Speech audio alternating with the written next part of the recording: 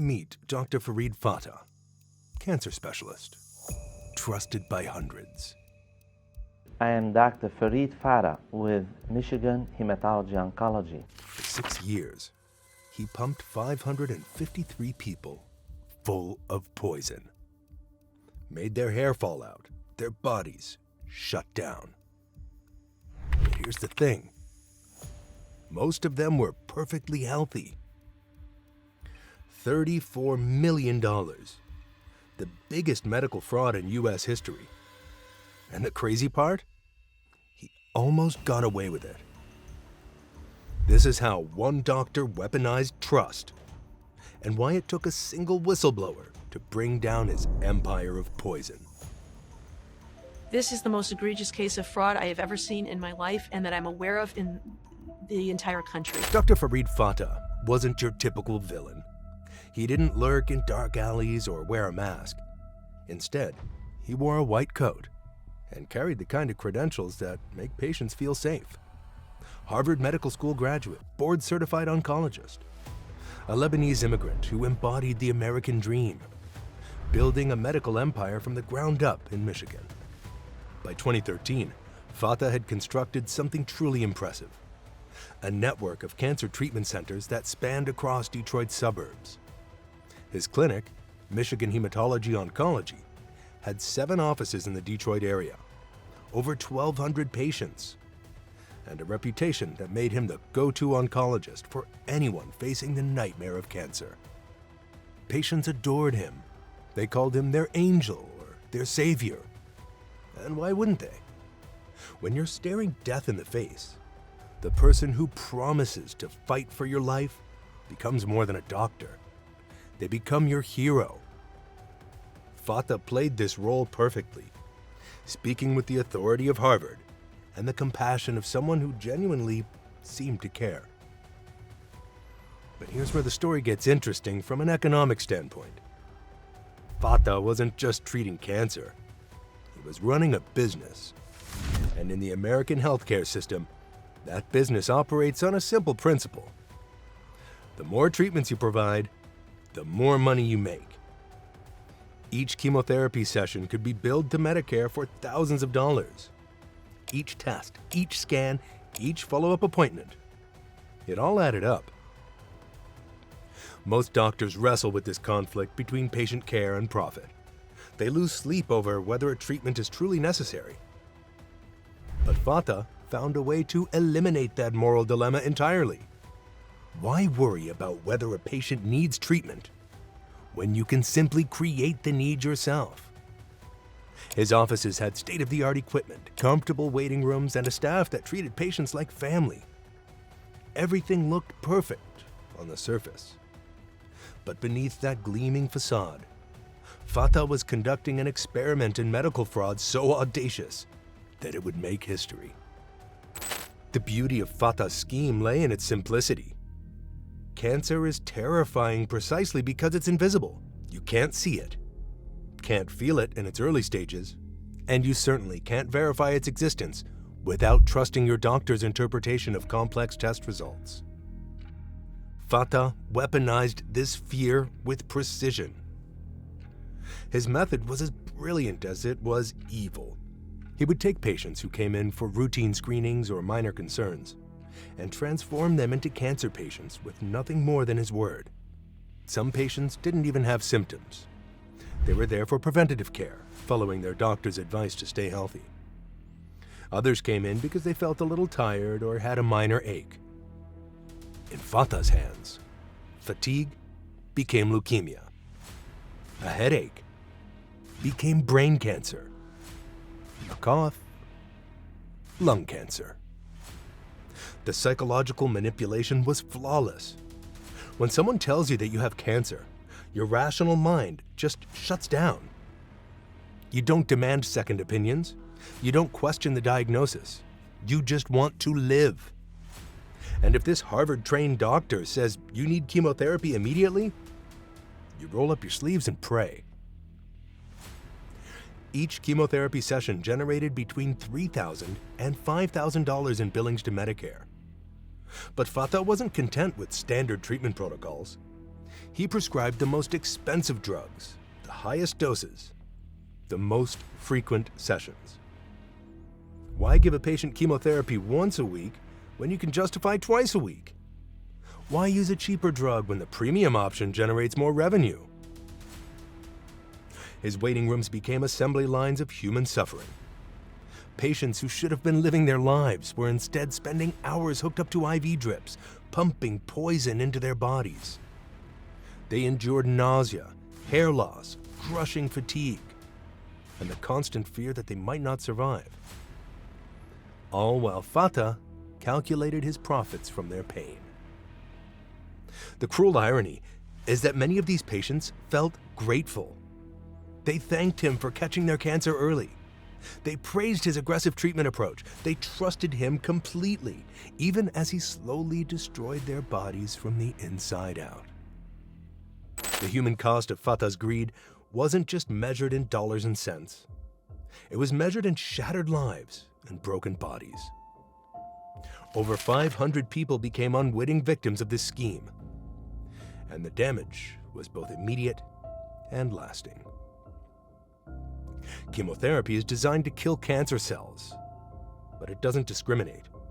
It attacks healthy cells too, which is why real cancer patients accept the terrible side effects.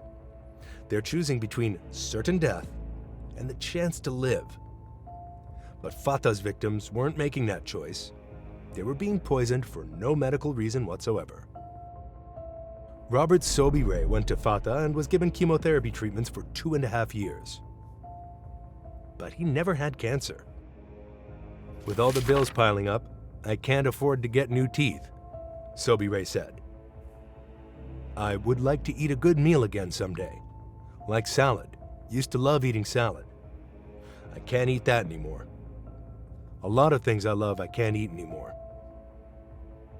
Dr. Fata took full advantage of my trust in him, my fear of dying, and most of all my top-of-the-line health insurance. Sneery, another patient testified. The economics of fear played out in the most heartbreaking ways. Patients would arrive at Fata's offices feeling relatively healthy, only to leave convinced they were dying. They'd quit their jobs to focus on treatment. They'd drain their savings paying for medications. They'd say goodbye to family members, believing they might not have long to live. Some patients actually died from the treatment itself. When you pump powerful chemotherapy drugs into someone who doesn't need them, their healthy immune system can't cope. Organs fail, infections take hold. Bodies that should have lived for decades are pushed beyond their limits. What's so disturbing is that Fata didn't just profit from treating healthy people. He also prolonged the suffering of genuinely sick patients, prescribing unnecessary treatments to maximize billing. Patients who were actually dying from cancer were given false hope and subjected to aggressive therapies that only made their final months more painful. Every criminal empire has a weak point, and Fata's came in the form of someone he probably never considered a threat: his office manager, George Karadsha. While Fata was busy playing the role of the brilliant oncologist, Karadsha was handling the mundane but crucial task of managing patient files and billing records. Karadsha had worked in healthcare for years, and he knew what normal cancer treatment patterns looked like. He understood the rhythms of an oncology practice, the mix of patients, the typical treatment protocols, the natural flow of diagnosis and outcomes. But what he was seeing at Fata's clinics didn't match any of those patterns. I couldn't believe it. What was in front of me? I couldn't believe what I was seeing, says George Karadsha. The red flags were everywhere once you knew where to look. Patients who came in for routine checkups were suddenly being diagnosed with aggressive cancers. People who should have been celebrating clean bills of health were instead being scheduled for immediate chemotherapy. The billing codes didn't make sense. The treatment protocols were bizarre. And most disturbing of all, the sheer volume of cancer diagnosis was statistically impossible. Patients were given chemotherapy and other treatments when They didn't have cancer. George Karadsha was willing to put everything on the line. My job was at stake, my livelihood, even my own personal safety. In 2013, Karadsha made the decision that would ultimately bring down Fata's empire. He contacted a lawyer and laid out everything he'd observed. The lawyer, recognizing the severity of these allegations, immediately contacted the FBI. What followed was one of the most complex medical fraud investigations in American history. The scope of what Karadsha was describing seemed impossible. A respected doctor deliberately giving cancer treatments to healthy patients? The idea was so outrageous that it defied belief. But as agents began digging into the evidence, they realized they were dealing with something unprecedented. A lot of strange stories about fraud, but that one was beyond fraud. It was cruel, it was criminal, it was risking people with poison. The investigation revealed a paper trail that told a story of systematic fraud. Billing records showed impossible patterns of diagnosis and treatments. Patient files contained medical notes that contradicted each other. The test results were being misinterpreted or falsified. And the financial records showed money flowing in at rates that could only be explained by massive overtreatment. On August 6th, 2013, the FBI raided Fata's offices. Agents seized computers, patient files, billing records, and financial documents. What they found was evidence of a fraud so extensive that it would take years to fully catalog. Hundreds of patients had been victimized. Millions of dollars had been stolen from Medicare. And at the center of it all was a man who had taken an oath to do no harm. It's scary how easily Fata was able to do it. His fraud succeeded because it exploited fundamental weaknesses in the American healthcare system. Weaknesses that still exist today. Medicare's payment system operates on a simple principle.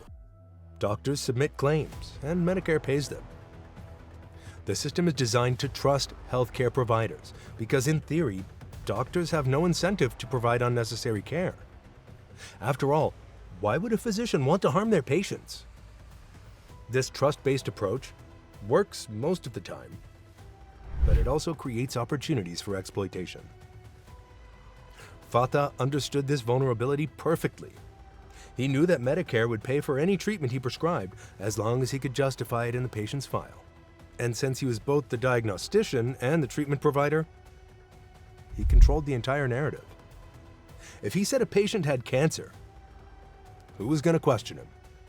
If he prescribed aggressive chemotherapy, who was going to second-guess a Harvard-trained oncologist?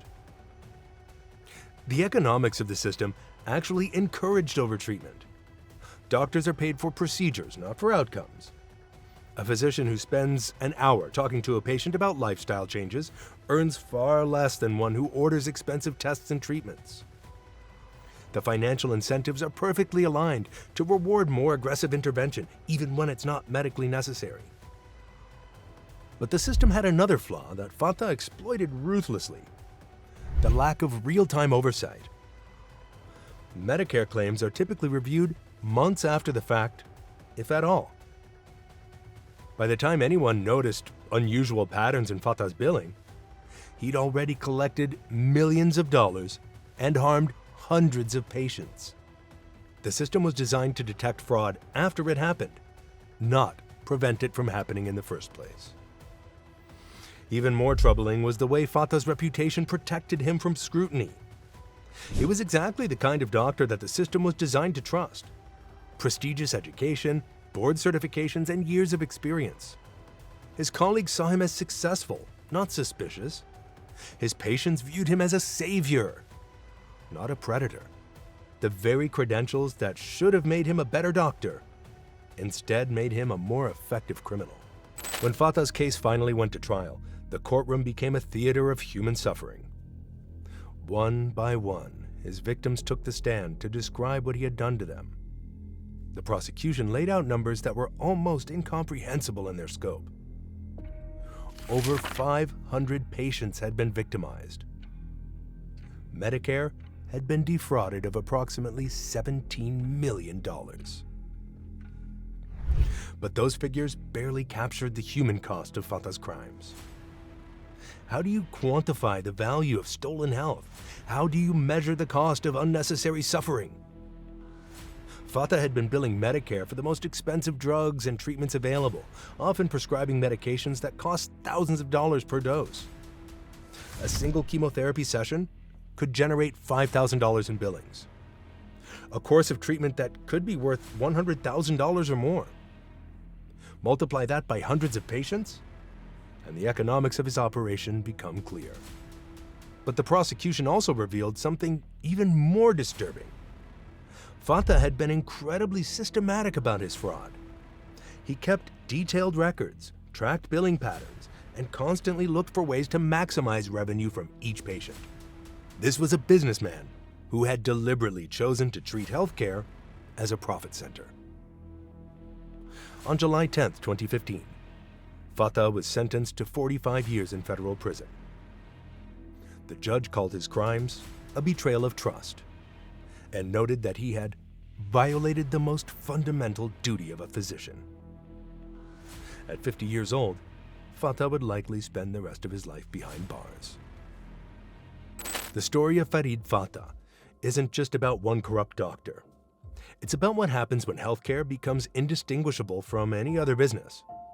In most industries, the profit motive drives innovation and efficiency. In healthcare, it can drive something far darker. This could happen again.